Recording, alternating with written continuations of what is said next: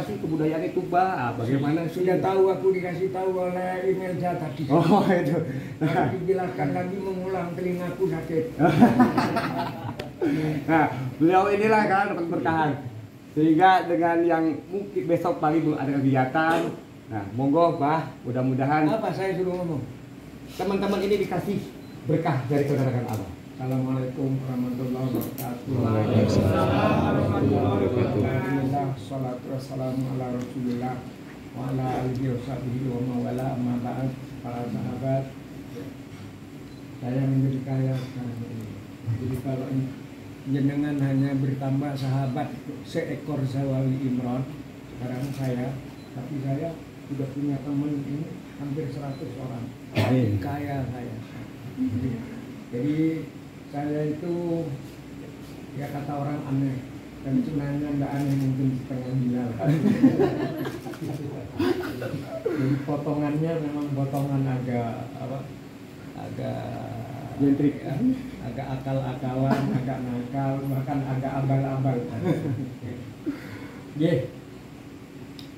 Senang sekali kita memulai pertemuan ini dengan tersenyum, sebab siapa yang tersenyum di pagi hari akan mampu tersenyum sepanjang hari. Apalagi senyum adalah sedekah, tapi kita dilarang tersenyum sendirian.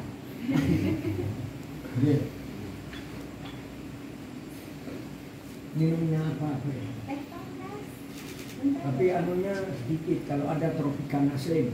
Gulanya Tropicana Slim. Jadi karena kalau minum gula biasa itu berbahaya, jadi saya kalau minum ini Tropicana Slim. Nasi dan ikan saja supaya tidak berbahaya, saya beri Tropicana Slim. Ini udah. Jadi begini, senangnya dalam kebudayaan ini, dalam kebudayaan sebenarnya tidak ada yang namanya tengkar. Yang ada adalah diskusi, dialog. Kalau ada yang ngajak tengkar, itu adu domba. Tapi sekarang ini dombanya sendiri sudah malas untuk berkelahi. Sekarang gantinya domba manusia malah yang mau diadu sesama manusianya, kita dengan kita, saya dengan saya. Karena itu hati-hati sekarang ini banyak yang namanya adu domba. Jadi dan adu domba itu gambaran ya kita ini domba, tapi kita tidak mau diadu domba. Karena itu saya dipanggil oleh Ananda Bidika di sini ini. Ya karena saya ingin menambah persaudaraan. Karena ini tanah air Indonesia ini tanah air yang insya Allah sekarang ini yang paling indah di dunia. Amin. Kemarin ya 5 tahun yang lalu sampai ini Indonesia baru termasuk 6 negara terindah di dunia. Tapi itu sudah terjadi pada tahun 1964 pada zamannya Pak Karno. Pak Karno itu mengadakan konferensi Islam di Afrika di Bandung. Nah, utusan dari Mesir itu namanya Profesor Mahmud Saltut, rektor Universitas Al-Azhar ketika Gus Dur kuliah di Mesir, di Kairo. Jadi yang namanya Mesir itu 70% terdiri dari tanah gersang. Jadi tanah gersang hanya pasir itu aja. Kalau ada tumbuh-tumbuhan yang hanya pantas dimakan oleh unta dan kambing. Jadi gersang. Kalau ada subur itu hanya di tepi Sungai Nil. Tapi Sungai Nil itu walaupun indah berbahaya sebab di sana ada yang namanya kuda Nil. Orang yang seperti saya sekali untal sudah habis. Karena kan hampir sama dengan gajah. Jadi Profesor Mahmud Saltut, rektor Universitas Al-Azhar dari Mesir ini, yang negerinya gersang, beliau begitu sampai di Indonesia, beliau itu terkagum-kagum, terpesona. Kenapa? Karena melihat keindahan yang jauh berbeda dengan di tanah airnya. Apa yang disaksikan oleh Profesor Saltut ini di Indonesia? Beliau melihat gunung melihat hamparan padi menguning laksana permandani keemasan, dan di atasnya burung-burung kecil menyanyikan keagungan Tuhan. Di pantai-pantai ada buih-buih putih berkejaran menciumi bibir pantai. Di pantai-pantai yang lain ada daun-daun nyiur melambai-lambai seperti mengucapkan selamat datang kepada para pahlawan dari laut. Siapa pahlawan dari laut itu? Tidak lain adalah para nelayan yang membawa ikan dari laut. Profesor Mahmud Saltut ini yang bukan sastrawan, bukan penyair, beliau bilang kepada Presiden Soekarno dalam bahasa Arab, katanya, Indonesia antum minal jannah nukila ilal al. Indonesia adalah sepotong surga yang dikirimkan oleh Allah. Ya. Jadi kalau sekarang jadi negara terindah di dunia sudah bagus.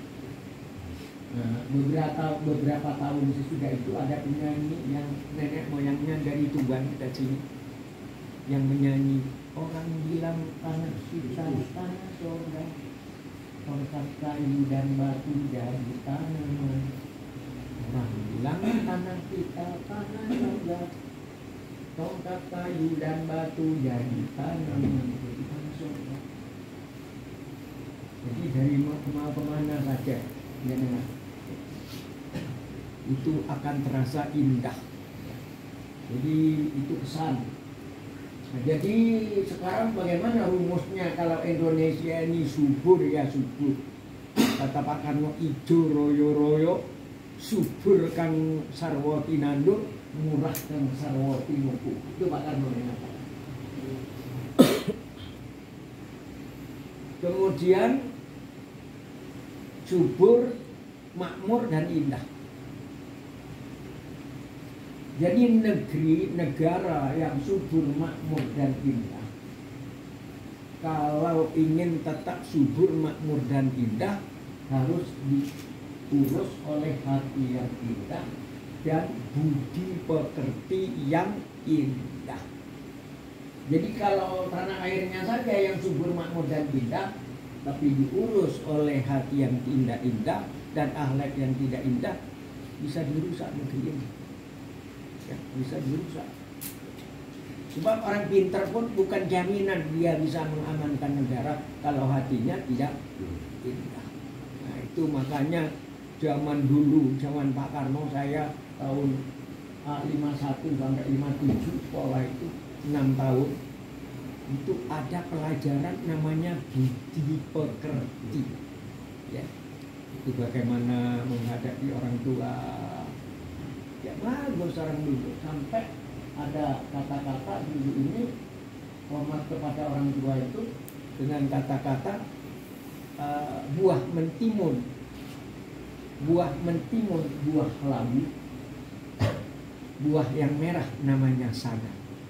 Mencium tangannya ayah dan ibu akan terasa harumnya surga. Betul?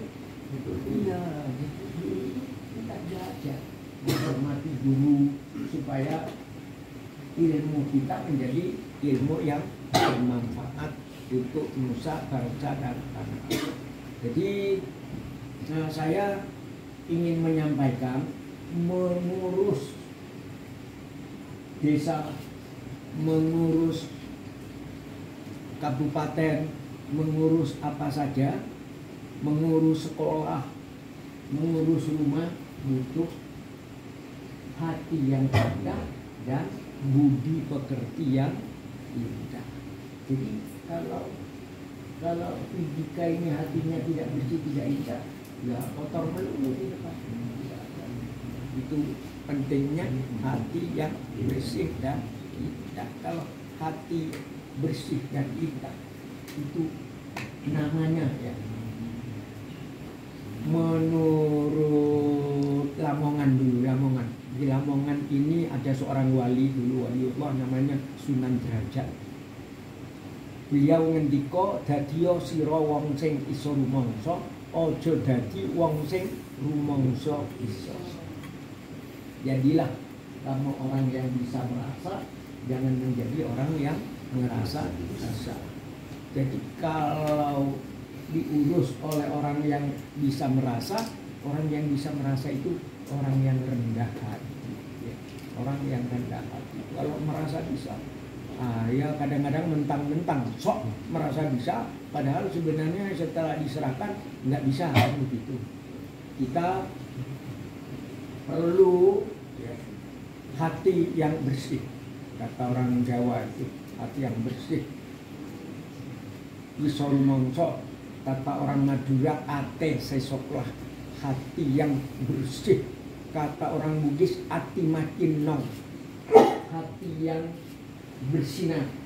Kata orang Kendari itu piano meambuk, hati yang bersih. Jadi hati yang bersih itu penting, karena hati yang bersih itu kalau orang Jawa itu akan mencorong ke wajahnya, ya.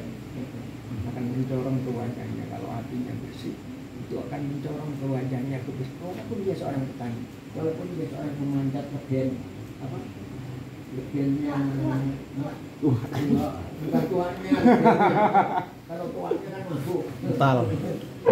ya itu kalau itu terasa, walaupun bajunya itu pakai sobek-sobek akan terasa mencorong wajahnya itu.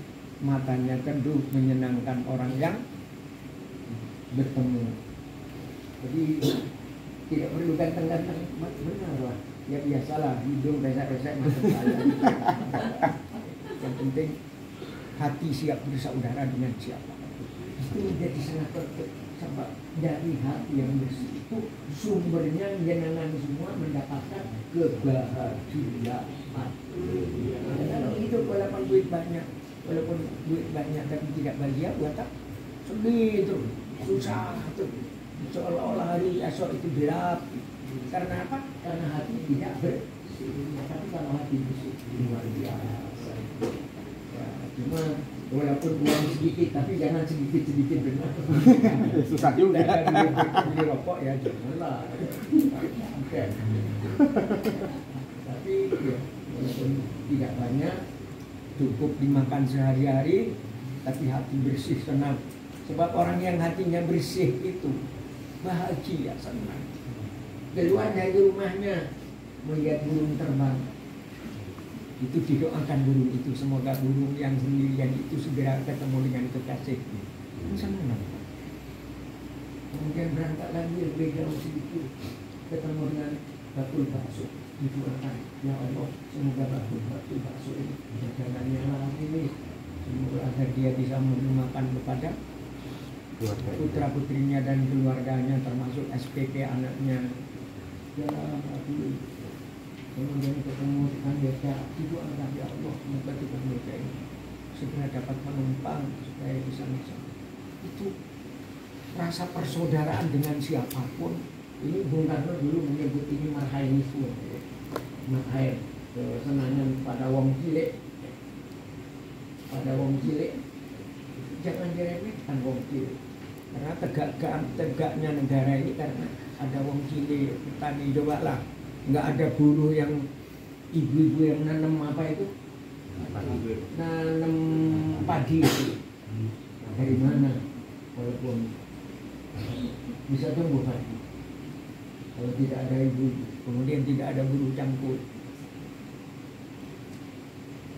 Jadi sebenarnya ketika kita ingat ilmunya marhainismenya Gus Dur wong cilik kayak gitu, atau kiai kampung, bukan kiai yang hebat-hebat kan. Ya, kiai itu sebenarnya kita ketika kita makan itu kalau punya hati yang bersih, pernahkah kita berpikir tekondi asale nasi, teko beras dari mana? Karena ada petani yang punggungnya terbakar matahari. Kalau tidak ada petani, laparlah kita. Karena itu orang yang punya hati yang bersih, dia akan berkata ketika habis makan, ya Allah, ya Tuhan, berikanlah kesejahteraan kepada Pak Tani yang nasinya barusan saya kita. Sebab Pak Tani ini yang memakmurkan negara, bangsa dan tanah air, harus diakui. Ya. Harus diakui. Kalau tidak ada petani, gimana? Pejabat yang mana itu bisa makan kalau tidak ada petani yang tanam padi? Jadi ini harus diakui. Jadi dengan demikian para Pak Tani, guru tani yang tidak punya tanah itu adalah pahlawan-pahlawan yang berjasa memakmurkan negara. Jadi kalau kita datang ke desa-desa, kemudian di tepi-tepi sawah ada kuburnya para petani, kita baca Al-Fatihah, sebenarnya kita sudah ziarah Taman Pahlawan. Kalau kita ke pesisir utara itu ke Keranji, apa namanya lagi? Keranji, Brondong ya, menuju ke timur, apa, Ujung Pangkah, tapi itu masuk Gresik ya. Ke sana, kemudian ada kubur para nelayan yang ikannya tiap hari kita makan. Para nelayan yang bertarung di malam buta melawan badai dan hujan, melawan gelombang. Itu kemudian ada kubur para nelayan di tepi pantai itu, kita baca Al-Fatihah, kita ziarah Taman Pahlawan. Inilah bagian dari kita kepada tanah air Indonesia. Karena menghargai bukan hanya menghargai tanahnya. Apa artinya tanah kalau tidak ada petani? Yuk. Apa artinya tanah kalau tidak ada petani yang mencangkul? Kalau tidak ada ibu-ibu yang menanam? Jadi kita menghargai karya kerja dari orang-orang yang beramal soleh yang memakmurkan tanah air Indonesia. Dan kita merasakan bahwa semua yang berjasa untuk memberikan marwah, mengharumkan Indonesia ini ke luar negeri, mereka pahlawan-pahlawan. Jangan bukan hanya orang yang berdasi saja, tapi orang ngomong juga harus kita hormati dalam hati, bukan hanya dalam omongan, dalam hati. Nah, supaya apa? Kita akan mendapat balasan kebahagiaan dari Tuhan, dari Allah. Sebab hati yang jernih melihat apa saja jadi bahagia, melihat bunga maka tersiram hidup di pagi hari. Senang hati. Senang itu sudah menjadi tanda gue dengan orang yang selalu kotor hatinya. Lihat orang pakai bernuh, oh itu pasti preman kan gitu. Tidak benar. Semua orang harus kita hargai. Kalau kita bertemu preman gitulah, kalau guru saya mengajar, nek kowe iki ketemu karo kepethuk karo preman, dongakno yang Gusti Allah. Moga-moga orang ini sembuh dan berguna bagi nusa bangsa dan tanah air. Itu di Surabaya 10 November itu apa orang-orang hebat semua enggak? Cuma kita itu ada preman-preman, preman itu juga yang ikut berjuang 10 November, ada yang mati di tanah Belanda. Ya itu mereka matinya mati mulia kan berjuang untuk bangsa dan tanah air. Begitu. Jadi dengan demikian hati yang bersih itu ketemu siapapun akan merasa senang. Saya ketemu jenengan semua, ya. Saya sebenarnya kebetulan memang di rumah saya. Jadi berangkat jam 9. Besok pagi di Pendopo. Habis siang di itu Ningmumon, Nuratun Memutahana. Baru besok malam kemudian bisa istirahat. Kalau di rumah, kalau di sini kan istirahat, tidak bisa istirahat. Kalau istirahat kan ya saya ini calon pelawak tapi jaga itu. Jadi begini, tetap ke jalan yang benar. Ya. Jadi akhirnya kata Imam Ghazali, tidak ada yang lebih baik dari yang ditentukan Allah untuk kita. Jadi jenengan yang menjadi juru tulis desa, jenengan yang menjadi daerah apa, jenengan yang punya kelontongan hanya 3 meter. Kita itu bahagia daripada menjadi pencoleng kan? Daripada menjadi pencoleng. Jadi tetap berguna bagi nusa bangsa dan tanah. Kenapa kita harus cinta kepada bangsa dan tanah air? Nah, ini penting ya. Puisi saya kebetulan saya pernah menjadi penyair terbaik Asia Tenggara di Thailand. Ya saya tidak tahu bahwa puisi itu bagus. Ya, tidak tahu. Tapi karena penilaian di Jakarta nomor 1, di Malaysia Mas Lera menjadi sastra Asia Tenggara nomor 1, masih harus berangkat ke Thailand. Dan itu hadiahnya, ya. Mulai dari Jakarta ke Malaysia itu lebih dari untuk ongkos haji waktu itu 33 juta. Kemudian yang di Thailand 55 juta. Paman saya yang mana mau ngasih saya 50 juta? Ada mungkin. Di era itu. Santri yang mana ya kalau saya walaupun saya kiai yang ngasih duit. Tapi itu karena saya punya kita cinta tanah air. Penting cinta tanah air. Kenapa kita harus cinta? Pak Jokowi pun harus mendengarkan pidato saya. Buka YouTube-nya nanti ya. Buka YouTube. Pidato menggetarkan budayawan dengan budayawan. Pidato menggetarkan budayawan Jawa Timur di depan Presiden Jokowi. Kok ketawa di belakang? Buaya.